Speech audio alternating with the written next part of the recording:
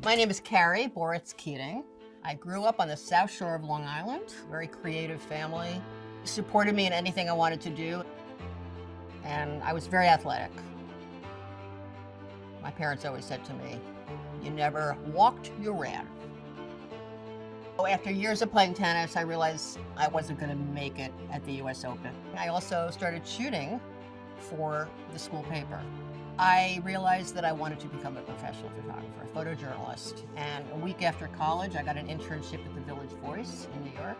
So I began to shoot really very quickly for the New York Times and for major magazines. I was on a roll. I got married to not a well-known photographer at that point. I became enamored of him very quickly when he showed me his portfolio. And right then and there, I knew it's like, okay, I could marry this guy. As a photographer, I always insisted on carrying my own camera bag.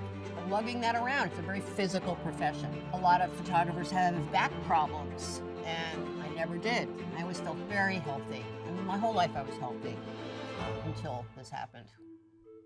It was early 2020. I started falling and not being sure of my footing, and my legs started feeling heavy. It was scary. So I started doing research, got some recommendations, and found Nitin. Carrie presented with imbalance, instability. She was becoming uncoordinated, and it was just completely changing her life.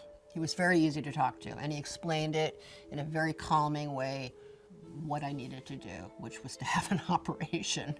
She ended up having very, very severe cervical spine narrowing.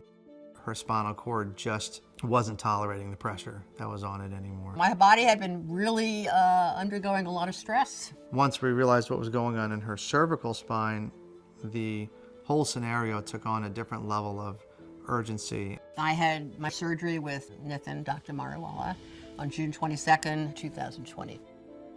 He held my hand. He made an effort to see me right before I was wheeled in and knocked out, which was great.